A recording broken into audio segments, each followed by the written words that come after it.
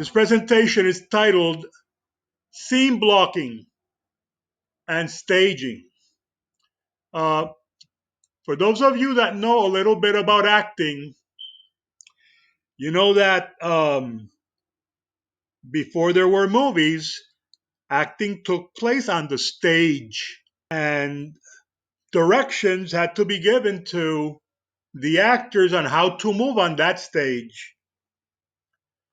But then with the arrival of cinema, things get a little bit more complicated because actors are not on a stage anymore.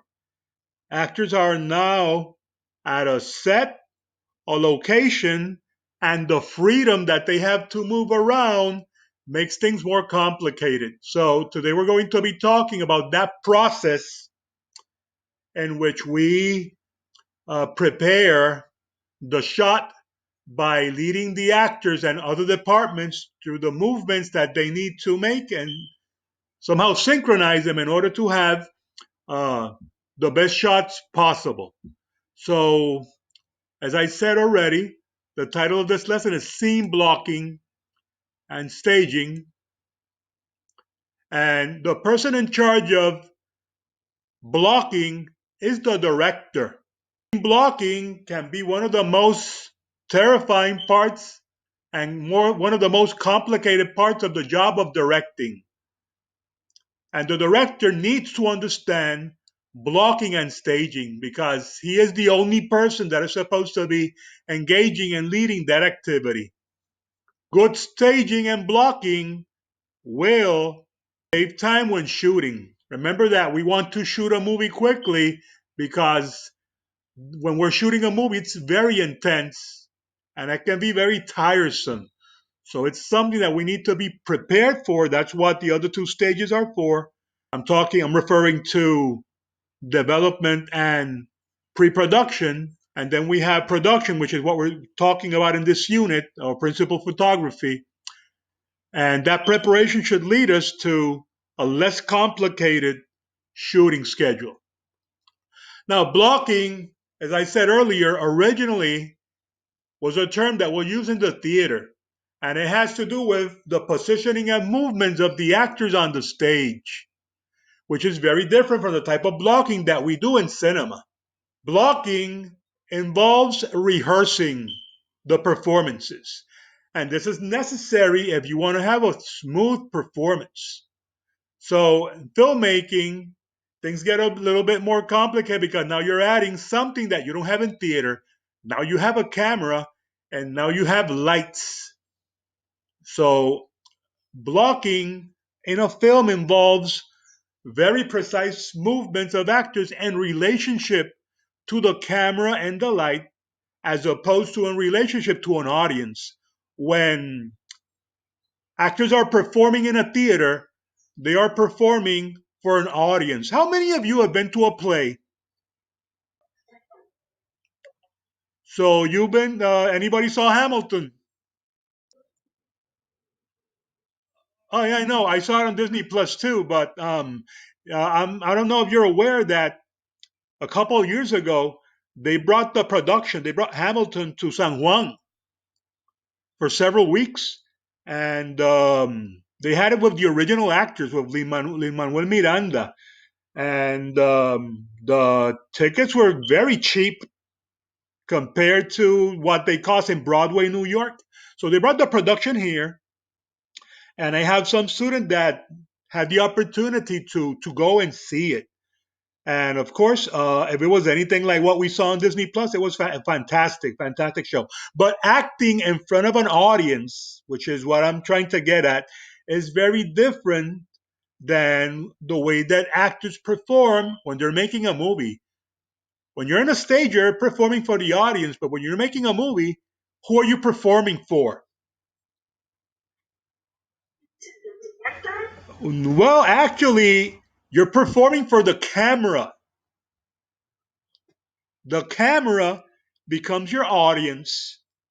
So blocking allows the actors to develop a relationship with the camera crew in order to make the performance smoother.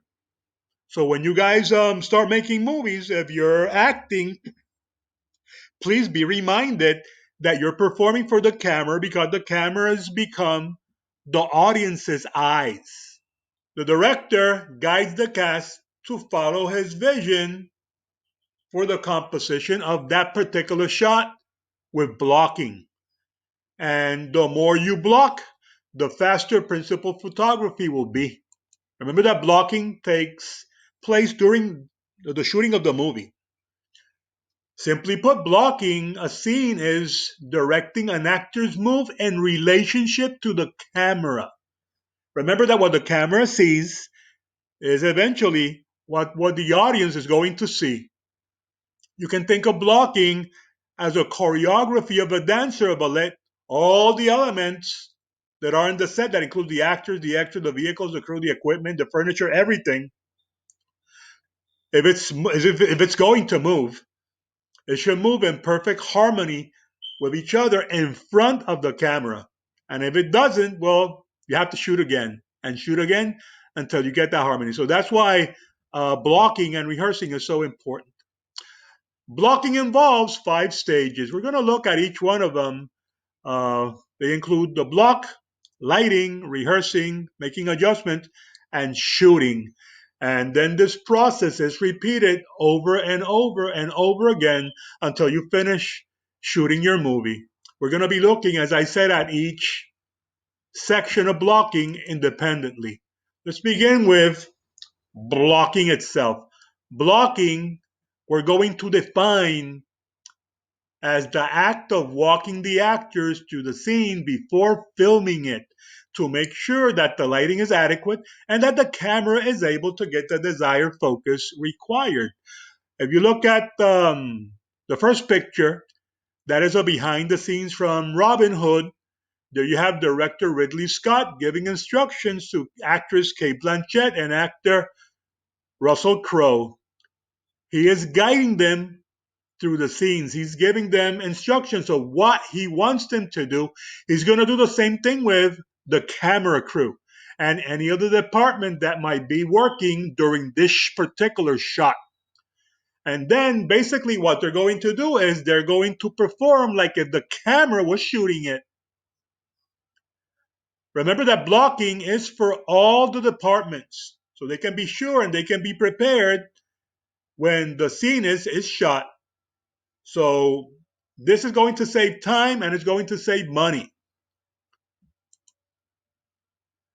Blocking can be very short, but blocking can also take days. Here you have a scene from a war movie called Jarhead, where the director Sam Mendes blocked that scene for 4 days before he shot it. 4 days before it was shot. Why? Well, because it's a very complicated scene that takes place inside a tent during a party. There are many people there, and in this particular shot that he was going to make, which was a very long shot, uh, it had many moving parts, and the more moving parts you have, the more complex things become. And remember that you're not only guiding the actors, you're also guiding the camera crew. And remember that blocking always had the same goal. What do you block for? To produce the best shot possible. Uh, when you're blocking, blocking includes many different aspects of shooting a scene, like the cinematographic details that has to do with the focus and the movement of the camera, the physical relationship or chemistry of the actors to one another, the way they act, their performances, the energy of the scene, or which we call the dynamics. And we want to do that in a way that is clear so the audience can have a clear idea of what's going on. It's very important that when the audience is watching a movie, they understand what's going on because the performance is clear and the blocking is clear. Any question, guys? Okay. Have you ever seen a movie where, I mean, you're paying attention, right? It's not that you were like playing with your cell phone and then you're confused, but that you're actually paying attention to the movie and you don't understand what's happening. It's not clear. Okay, it happens to me too. There are two reasons for that. One, that it's intentional. Maybe the director wants you to be confused and they do it deliberately. But sometimes it's not deliberate and it's the result of poor blocking. You're looking at it and you wait a minute, what's going on here when it should have been clear?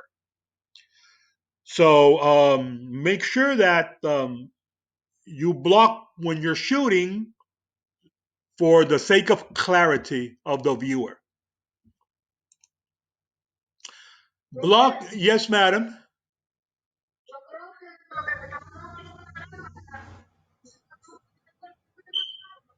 Yes, madam.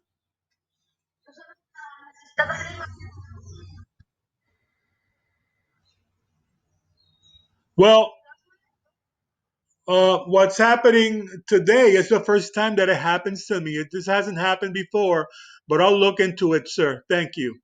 Okay, so let's go back to, but you can see the presentation, right? Okay, that's right now. That's the most important thing that you guys can see. Can somebody describe what you're seeing here? You have a dance scene, right? Yeah, you have some people dancing there. Okay, so blocking can be done two ways.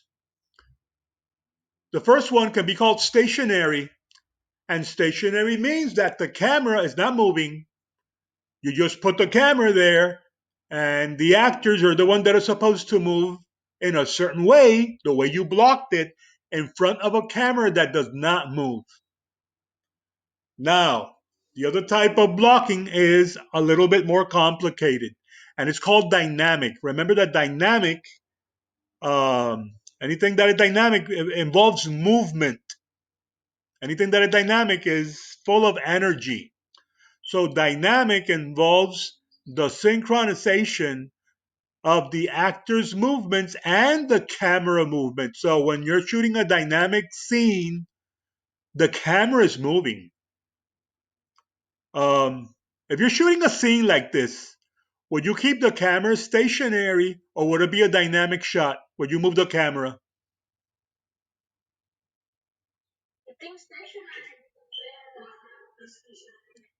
If you want the shot to have a lot of energy, should the camera be still? No, no. I will be moving the camera all over. Of course, I would stage it in a way where the dance can be appreciated well and it's clear. What is happening is clear and not confusing. But I think that keeping a camera there, not doing anything in a scene like this will make the dance boring. But then again, that is my opinion as a director. If you're directing your movie, you might have a different opinion, right? It's up to the director, the way they want it to look. But this shot for me will be dynamic. Remember that when you're shooting a movie, you choose between a combination of stationary and dynamic shots depending on what you want to achieve. Usually, um, I use a lot of stationary shots, but one of the things that I have been learning as I've been growing as a filmmaker is that I need to make my shots more dynamic. It makes for less stationary shots. Sometimes can be very dramatic, and they are necessary. But you need to know how to use them because if not, you can end up with a movie that is very boring. So there are moments when the camera should be still, and there are moments when that camera should be moving, maybe subtly, or maybe you're moving the hell out of that camera, right? But that is a decision, as I said, that is made by the director. Any question? Okay. The other stage of blocking is lighting. When you're blocking, it will be a good idea to make sure that the light setup has been done already and that you can shoot the most scenes possible with as little changes. You know why? Because I already told you that setting up lights is very time consuming. So you should, I mean, sometimes it's necessary. You just don't want to have one light setup, but you don't want to have too many either. So when you are rehearsing, when you're blocking, make sure that you're following the order of the lighting setups. Rehearsing is something that also happens during blocking and it helps prepare the actors for the performances. The first rehearsal happens during pre production. I told you that last semester. I told you that it's called a table read. That's when the actors meet for the first time and they just simply sit down with the script and they just read it to each other without emoting and without acting. You're just reading it and they're just getting a feel for the script. But as rehearsals move on, they start incorporating more acting and more emoting, more emotions until finally, when they are in the set and they're ready to shoot, they are rehearsing a little bit. Their rehearsals should not be too long because remember that the actors are supposed to come prepared to the set. They should know their lines. They should know what the action is, what they should be doing. When you're at the set, it's not the time for an actor to begin to learn their lines. That is highly unprofessional. So there's a little bit of rehearsing for the sake of chemistry between the actors that are at the set already. All right. The other thing that happens during blocking is that you make adjustments. That's one of the good things, the great things about blocking, and that it allows you the opportunity to see more what's going to be what the shot is going to look like. You already have a script. You have done fine tuning. You probably have a shot list, and you already have storyboards. However, maybe those things, making adjustments to the script and maybe storyboarding, will not be suffice to detect some problems that might come by. And it's always good to have that flexibility to shoot the best scene possible when you're blocking. So blocking allows you to make adjustments, whether it's the performance itself, whether it's the way that the scene is lit, whether it has to do anything with the way the camera will be operating. You should be open to making adjustments to make because you want to make the best possible movie. Here's a video here that I would like for you guys to click onto that illustration and see the video. I want to remind you about the 180-degree rule. It is something that you should always observe when you're shooting a movie, and it helps maintain clarity of what's happening. If you start breaking that rule, then you better know what you're doing. I would not advise you to break this rule until you are more experienced. Okay, so try to stick to this rule. Again, remember that the camera has different support systems, such as the crane. You already saw how the crane works. No, there's no crane here. Yeah, this is a crane, also known as a jib when it's smaller. We have one of these guys.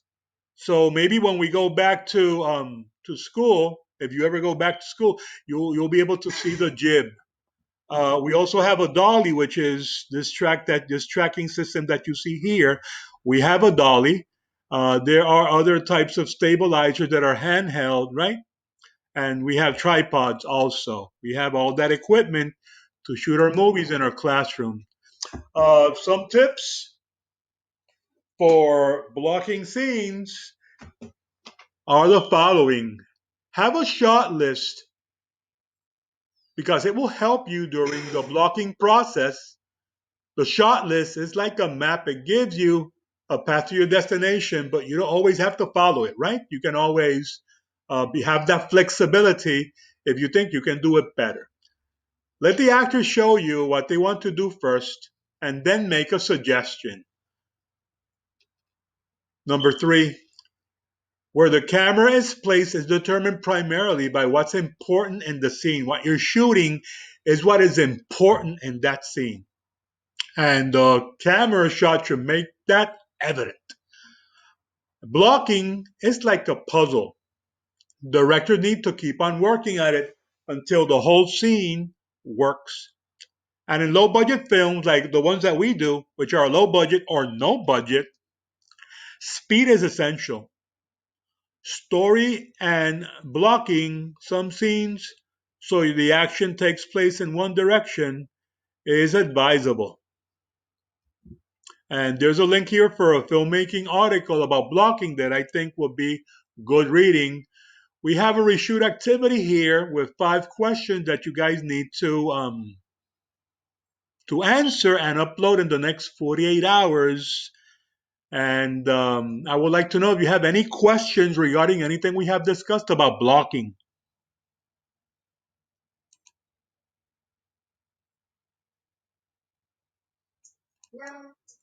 Anybody?